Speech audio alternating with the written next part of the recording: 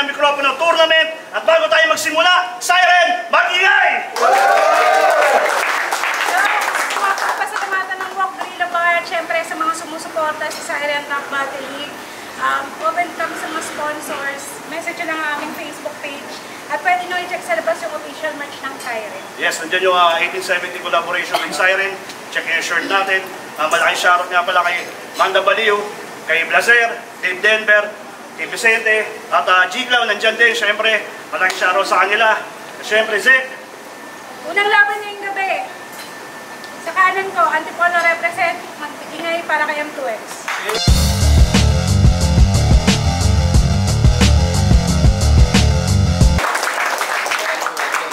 Pala kay Nasi Raiso, Jonathan Layton, Rix Media, at saka Gerald alias Levy. Yun lang, tara!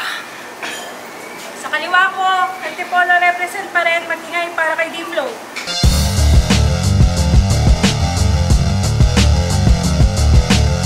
Yo, Dimlo, first man. Shoutout sa mga kapatid natin dyan. Shoutout sa kasama ko, Chico Machi, Kalaman ng Mayla, sa Esmilo kay Kikay, Kaiki, tsaka sa mga Teklo, Kalabos Caleb, siya rin, pangat mo, tsaka yun na lang.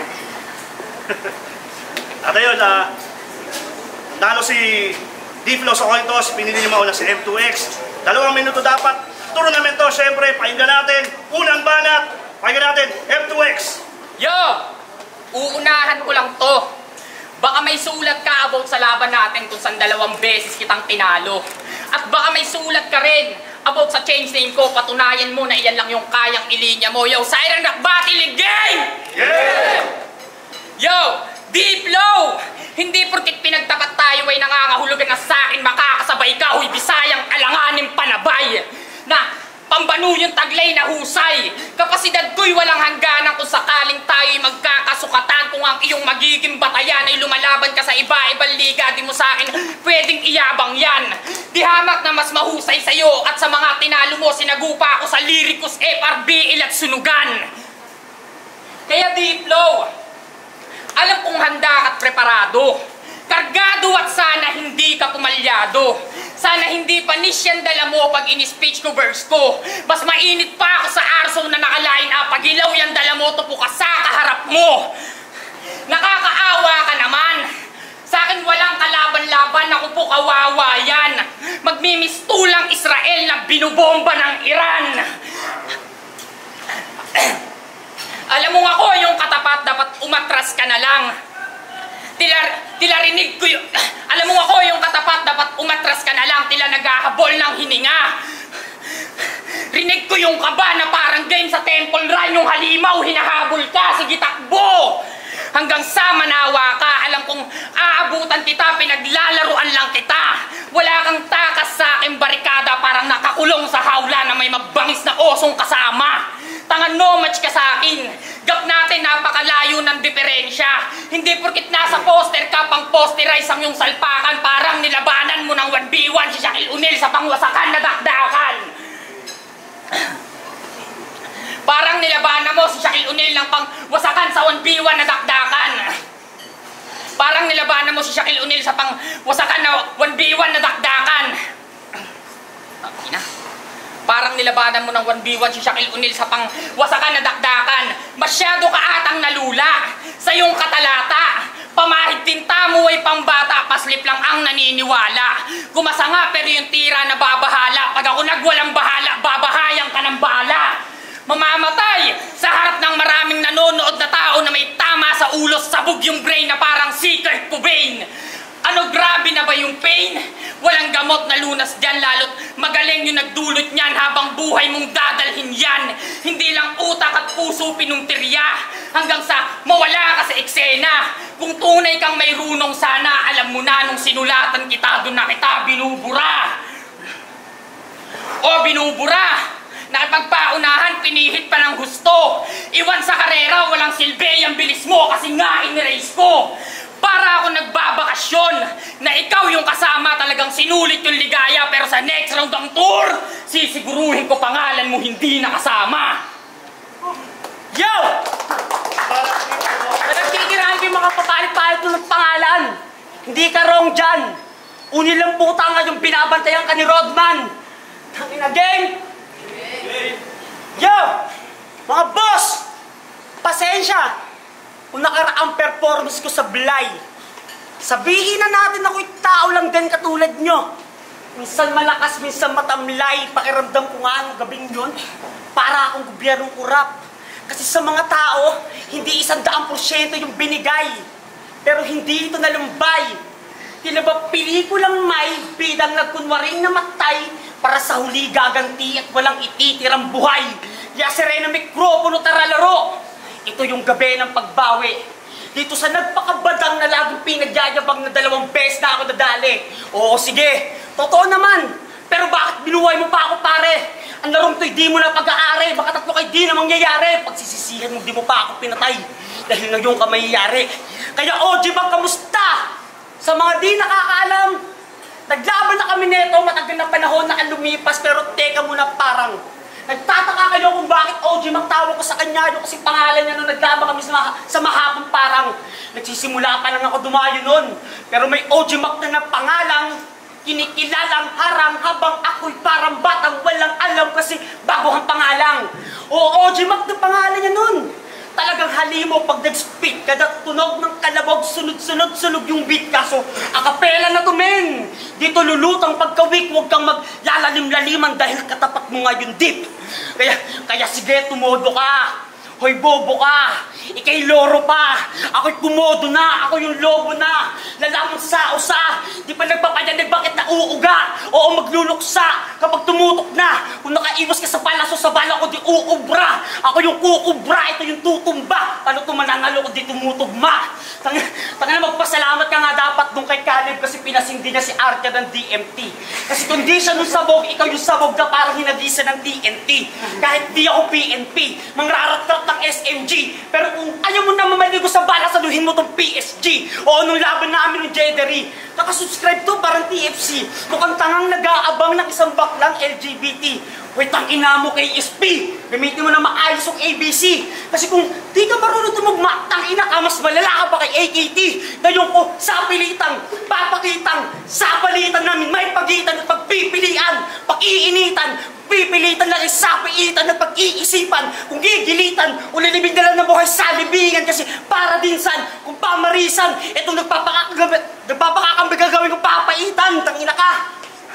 Tangina, ngayong gabi, manlalambot itong merong matigas na ulo. Kahit di makate, magkakamot kasi para kang kinuto. Ngayong gabi, pre, ibigay ang sagot na di ka lalampas sa 2 minuto. Kasi kung hindi malalagot, di nadadalaw ang minuto. Magkakamot daw sa ulo na parang kinukuto, ikaw tumba ka sa kada punch ko na parang Pacquiao kay Cotto. Yun na ba yung pambalagbag mong atake? Walang laman at bigat yung mensahe, malamya pa yung pagkakalingwahe. Zip your mouth na lang sana, total wala ka naman sa aking sinabi. Nagra-rhyme na pero wala namang connect yung detalye. Hoy, tirador ng sibuyas bawang sa palengke. Mukha kang kargador na laging lugi. Sa lugar nila, dakilang tirador ng karburador ng motor, kasama pa yung kapatid niyang buraot na istapador. Hoy, labor ng mason at welder. Ang kapal ng mukha mo, purkit may sayad ka, ang kapal ng mukha mo kung iniisip mong didikit ka sa akin. Tanga pipira-pirasuin kita sa tangka mong pagwasak sa akin. Sirkulo to ng may mga talentong pambihira, hindi ka nababagay dito. Bumalik ka doon sa mga sinasalihan mong liga kung saan lahat kayo mahihina. Tangina mo, di ka namin kailangan, di valid sa siren yung wak mong estilo at kaya ka lang namang kinuha di flow para may badang kami dito. Kung maangas ka sa ibang street battle, di mo ko kayang daragin. Maladamsan ang i-straight ako ng kabatel. Wala akong balak huminto, dire-diretso pag kumana. Pag tumaga, walang bigaw yung talent, tiyak tagpas, ano man tigas ng baluting panangga. Wala kang pagpipilian, kundi harapin ang bingit ang iyong katapusan ng malas mo sa iyong pagpili. Ang napili mo'y immortal sa labanan. Magkaiba tayo, ang kaya mo lang mampuwing, ako kaya kitang alisan ng pananaw at ipakita sa iyo na di tayo magkaturing. Kasi itong si Diplo, dispalinghado. Flow mo palyado, di ikaw yung idol na may flow, kasi itong si Diplo, D-Wolf. Gets mo ba yung point, G? Di ka sa MM na naka-full build. Moscow bang kalintagos ang bawat hit rank natin hindi magkapit. Sabihin natin fighter ka nga pero ito'y mythic glory sa elite. Rank na Pero ito'y mythic glory sa elite. Di magpapantay ang ating class. Magkatapat lang tayo sa match up. Pero di tayo magkasing level sa war spot. Magaan lang ang kaya mong ibato. Mga gamit mo light material. Lusaw kapag ako nagpasiklab, crossfade, wildfire. At hindi ka pa pwedeng isagupa sa mga heavy caliber. At tandaan mong nonsense ka pa rin kahit sinong battle MC i-copy character. Weak. Ang banat dito. Takas mo sumigaw. Hindi nga nakakasulasok.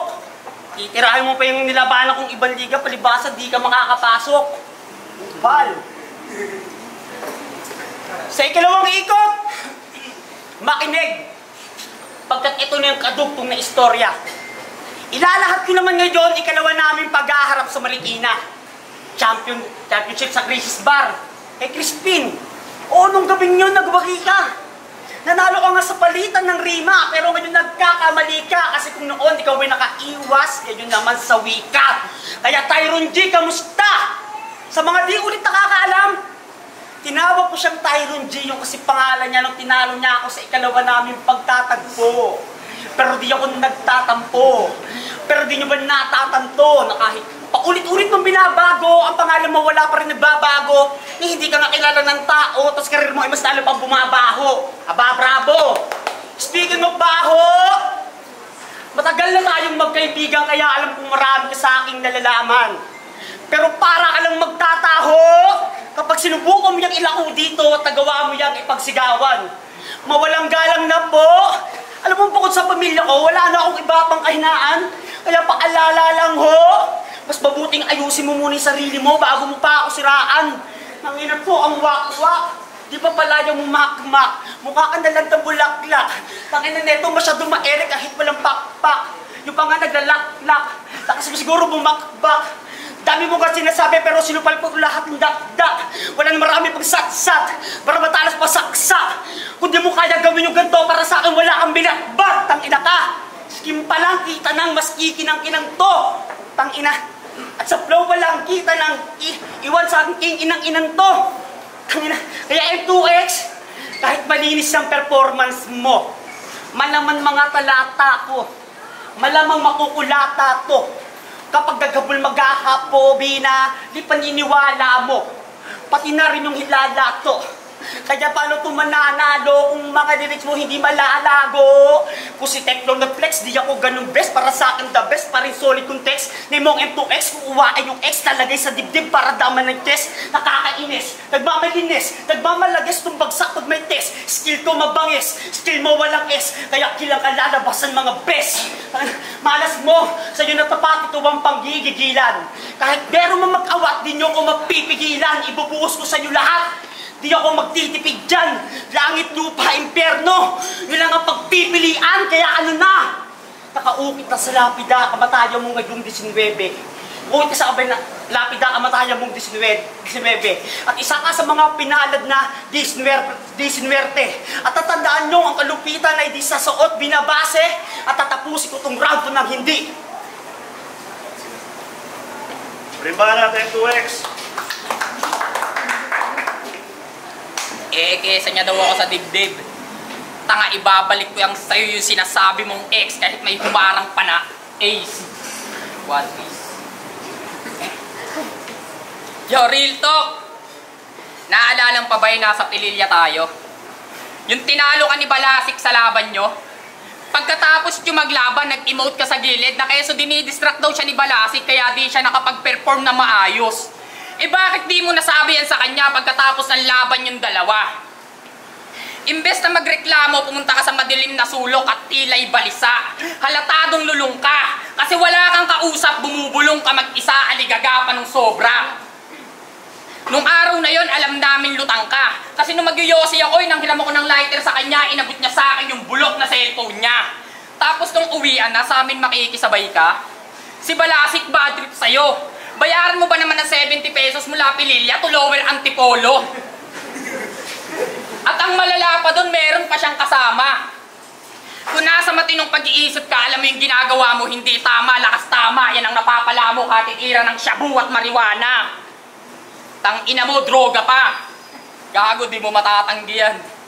Pero kahit na ganun, Wala akong pake sa iyong hinaing. Niwalangan sakit ang yung pinaparating, di ka iindahin. Ampaw yung buo, pinipilit pang idiin. Ampaw yung buo, pinipilit pang idiin. Nagdanas ng malagim, in-overkill ng magaling. Walang nagawa yung palipadangin mo kasi bugok kang bumara. Walang deadly sa weapon mo, mga tulongges lang nakikinig sa'yo. Pero pasalamat ka pa din kasi pinagtanghal ka nila dito. Pero etong nagtanghal ngayong gabi, di maitatanghal na panalo. Di mo matatanggi na sa bawat palitan natin ng rounds ay natatabunan yung sayo. Tinambakan tong mababaw at sa aking pala, gaya'y kailangang ibaon. Tuluyan ang tuluyang hindi namang ibabaw. Di tayo magkasinlawak, huwag kang mag-ambisyon. Limitado lang ang iyong limitasyon. Limitasyon ko'y walang hangganan kung saan mo ko kakompetisyon. Kaya Sir Type, marami naman iba dyan, bakit ito pa? Sa kuta ng gutong na leon para kayo nagpastol ng tupa na hinayaan yung malapa. Walang hirap dinispatya, sinaid, dinapi ng madali, tigas-tigas ang yinupi sa aking wika, sinawi. Ngayon natuklasan nyo kung sino sa amin may heavy bars at volume punches. Sinong may matiwasay na produkto at malinis mag-accomplish. Hindi man ako complete package pero kita nyo kung paano mag-finish opponent. Basic, wak, walang bilang. 2 minutes lang tayo at bawo nag-over. Rimbalat, Tiflow. Kupal! Mga pinagsasabi mo ito kay Balasik, ano ka may sayad? Sumakay ako, tangan ito nga rin, hindi ka nagbayad. Kupal ng puto. Yo! Sa ikatlong ikot, makinig. Kasi eto na yung pinali. Kung nasubaybayan nyo yung mga maiksikong kwento, meron akong mga pangalan na sinali. Magmula kay OG Mac, Tyron G. Ngayon, etong M2X naman yung madadali. Di bale, lahat ng pangalan niyang isang tao lang may are. Pero ngayong gabi, kayo man saksi na lahat ng sabay-sabay ko yung binali. Kaya M2X, kamusta? Ikaw naman nang mapupuruhan. Sa dami mong tinamong butas, nagbuka ka ng pulupok yutan. Hindi ito gante ng ape. Ito'y gante ng katarungan. Ako na mismo magpapakilala sa'yo para di ka na gumamit ng iba't ibang pangalan. Wala akong pakialam. Kung gaano mang kabigat yung mga dala mo, basta ibabalik ko dyan ng triple. Ipapamukha ako sa umaastang legion na to na mas masakit kumagat nung kaharap ng tigre. Oo, naiwasa mo ngayon palaso. Pero sa sniper na nakatutok kung di ka nakatimbre. Ang pagkatalo ko kay Jaydery ay pain lang. Para itong tunay kong target ay lumabas at makasinta ka ng libre. Hindi mo na ako kayang daigin. M2X, hindi mo na mauulit yung dati yan ang aking pinapaalala. Isama mo na lang sa iyong libeng ang nakaraan at ituring mo na ng magandang alaala. Sa susunod kong babanggitin, bahala ka men dahil siguradong magtatanda ka na kahit ilang ulit mo papalitan yung pangalan mo, tangina ka, hindi ka makikilala. May titulo do si Timang, pinagyabang. Ang tanong sinong may pakialam, buti na lang meron kang titulo kasi meron ka na rin paglilibing yan. Sige, angas pa. Alam mo wala kang kahinaan? Alam mo, wala kang kahinaan? Bakit alam mo magiging totoo lahat sa'yo? Bakit meron kang napatunayan? Fuck you! Tanginan to! Fuck you! At di ba, ito mananalo sa akin? So, feeling star ka na niyan, tol. Total, gusto mo naman maging between, mangyayari din yung pag ginawa kitang parol. Itong gabi, magtatapos ng hindi nyo alam. Tinapos ko itong kalaban ng hindi niya rin alam. Time. Yes. Yo! Magingay tayo para sa laban na yun, oh! Yo, Siren! Alarma event! Unang round yun ng Serena Microfono Tournament. Pero syempre, ang resulta, 5 hurado, 4-1, advancing sa tournament. Magingay para kay D-Flow.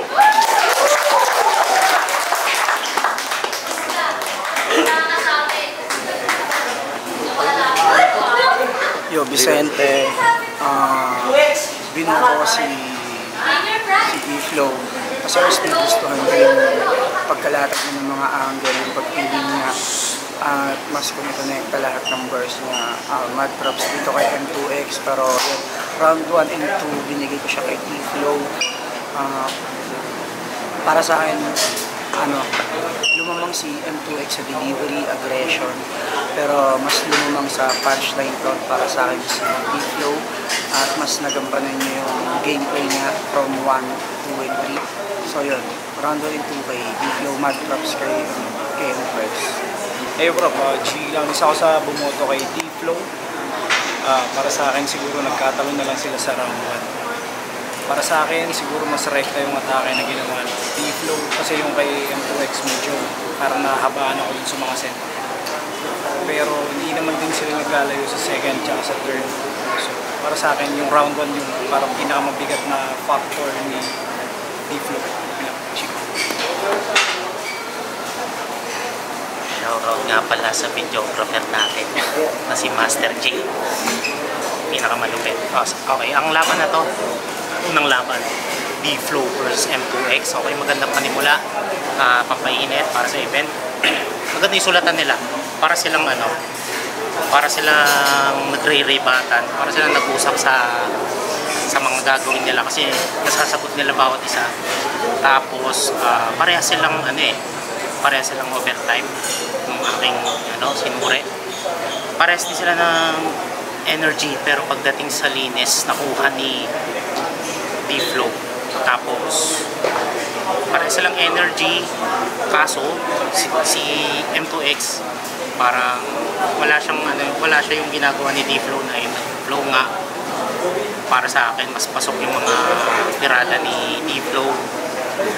Ayun, sumablay nga lang sa round 3 pero binigay kong boto round 1 kay D-Flow, round 3 M2X. Binoto si D-Flow, round 1 binoto si D-Flow. Malakas si M2X na umpisahan niya ng malakas yung aggression niya.